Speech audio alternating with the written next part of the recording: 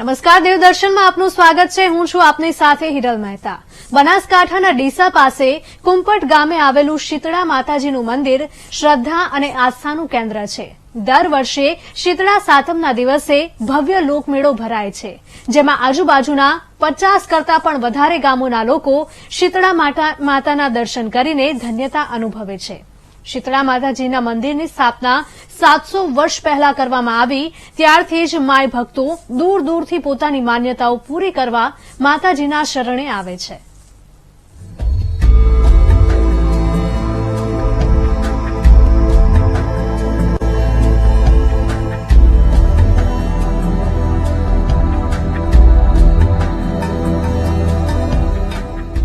હિન્દુ ધર્મમાં ભક્તિ, શક્તિ અને આસ્થાનું એક અનેરું મહત્વ રહેલું છે। ખાસ કરીને હિન્દુ ધર્મના લોકોની દેવી દેવતાઓમાં આગવી શ્રદ્ધા રહેલી છે। બનાસકાંઠા જિલ્લાના ડીસા તાલુકાના કુંપટ ગામે પૌરાણિક શીતળા માતાનું મંદિર આવેલું છે।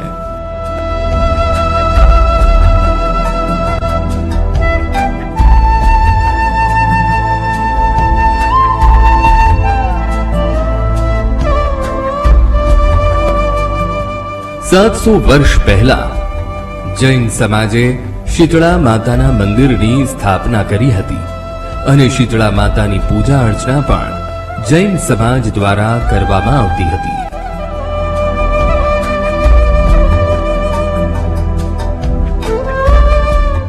अमे माताजीनी सेवा लगभग वर्षोथी एम के 3 पेढ़ीथी करता होईए અને માતાજીનું મંદિર બહુ પૌરાણિક હોવાથી અહીંયા વર્ષોથી શ્રદ્ધાળુઓનો આવરો જાવરો ચાલુ છે।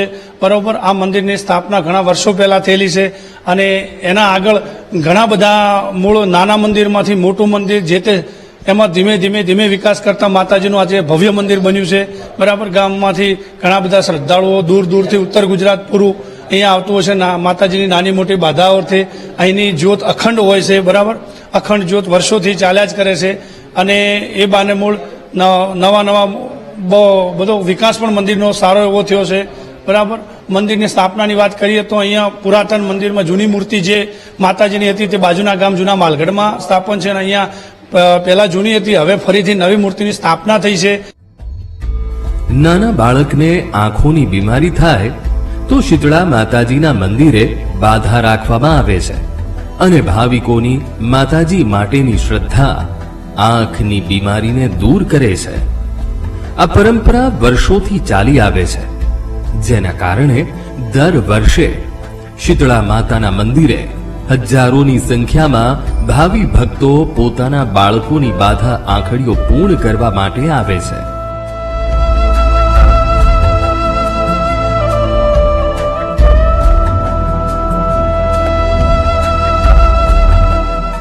મારે ખીતળામાંની બાધા હતી કે મારા છોકરાના ઓખું લાલચર થઈ હતી ને શરીરમાં ફોડા થયા હતા, એટલે હું મોનતા મોની કે માતાજી તમારે પારે હું લઈને આપીશ અને મારા છોકરાને બધી ઓખું મટી જવી જોઈએ, શરીરમાં અખંડ ખુજરા આવે એ બધું મટી જવું જોઈએ, એટલે હું નાળે થાળી મોની હતી માની, એટલે માની મોનતા કરવા જઈશ હું।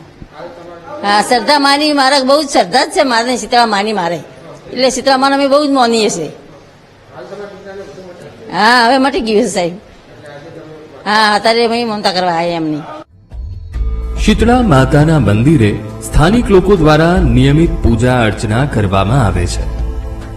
બનાસકાંઠા જિલ્લા સહિત સમગ્ર રાજ્યમાંથી વર્ષો જૂના કુંપટ ગામે માતાજીના મંદિરે હજારો દર્શનાર્થીઓ દર્શને આવી ધન્યતા પ્રાપ્ત કરે છે।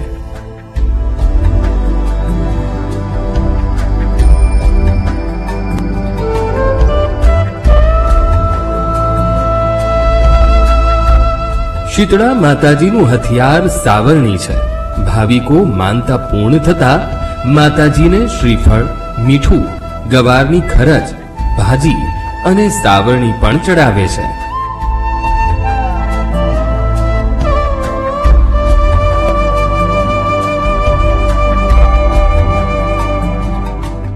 લોકો વાસેદી પણ ઝાડુની ચડાવવામાં આવે છે કે માતાજીને જે શસ્ત્ર જે આવે છે એ વાસેડીનું છે અને એના માટે એ જે વાસેડી ચડાવવાનું કારણ એ જ છે કે એના હથિયારમાં વાસેડી છે અને દર સાતમે અને રવિવારે પણ માતાજીના મંદિરે લોકો દૂર દૂરથી અહીંયા દર્શન કરવા આવે છે અને જે નાના મોટી આવક થાય છે એ આ મંદિરના વિકાસના કામમાં વપરાય છે. શીતળા માતાજીના ખૂબ જ પ્રાચીન મંદિરે વર્ષોથી યોજાતા શીતળા સાતમના મેળામાં મોટી સંખ્યામાં ભાવિકો ઉમટી પડે છે. શીતળા સાતમના મેળામાં ડીસા સહિત આસપાસના ગામના લગભગ 50,000થી વધુ ભાવિકો શીતળા માતાના દર્શન કરી મેળાની પણ મજા માણે છે.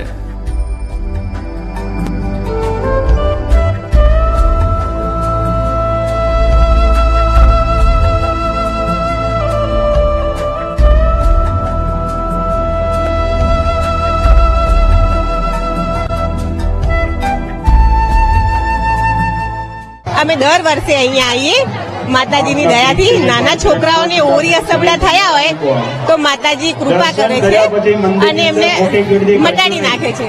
દર વર્ષે શ્રદ્ધાળુ ઘણા અહીંયા આવે છે દર્શન માટે. માતાજી બધાની ઈચ્છા પૂરી કરે એટલે દર વર્ષે લોકો આવે.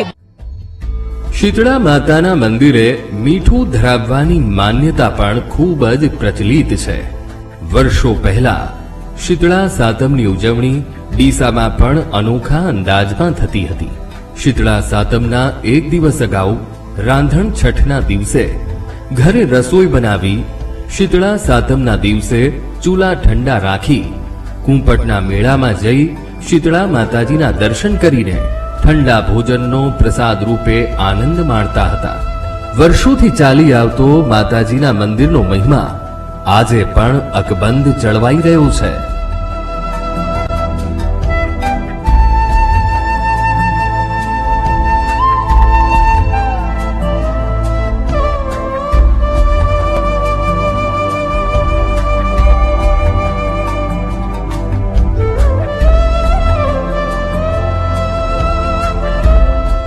કે અમારે શીતળા માતાનો અહીંયા ભવ્ય મેળો ભરાય છે અને 700 વર્ષ પુરાણું આ મંદિર છે.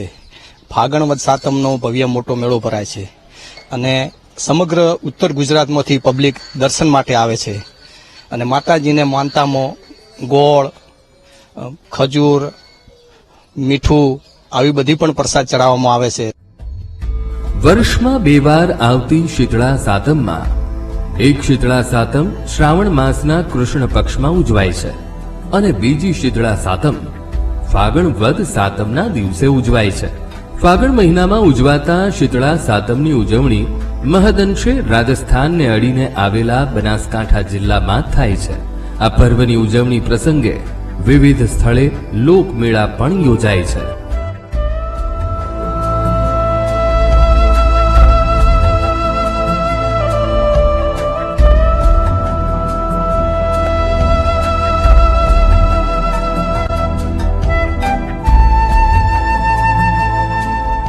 આ ગામનો મેળો પહેલા માળી લોકો એમ કે ઘેર રમતા અને એ લોકો એમ કે આવી અને ઘેર રમતા લોકો આજુબાજુથી જોવા આવતા.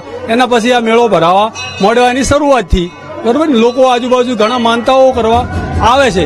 બરોબર, અને આ મેળાની શરૂઆત તો મંદિર નાનું હતું અને એ વખતને મંદિર મોટું બનાવવું હતું, પણ ગામ લોકોએ સંકલ્પ કર્યો કે આ મંદિર હવે મોટું બનાવવું છે, કઈ રીતે મંદિર તોડવું કે ન તોડવું. તો માતાજી એવી કૃપા કરી રાતે 2 ભાગ થઈ ગયા નાના મંદિરના. પછી આ મોટું મંદિરની સ્થાપના કરી. આ મંદિર બનાવી આજ 50 થી 52 વર્ષ થઈ ગયા. બરોબર, એ સાથે આ મેળો બસ સાતમના દાડે પ્રતિષ્ઠા કરી. ફાગણ સુદ સાતમ, ફાગણ વદ સાતમ તે દિવસથી આ ભાતીગર મેળો ભરાય છે. ડીસા તાલુકાના કુંપટ ગામમાં બિરાજમાન શીતળા માતાના પ્રાચીન મંદિરે વર્ષોથી અખંડ જ્યોત ચાલે છે. દર વર્ષે શીતળા સાતમના દિવસે ભરાતા ભવ્ય ભાતીગળ લોકમેળામાં ઉત્સાહ, ભક્તિભાવ અને ગ્રામ્ય સંસ્કૃતિના દર્શન થાય છે.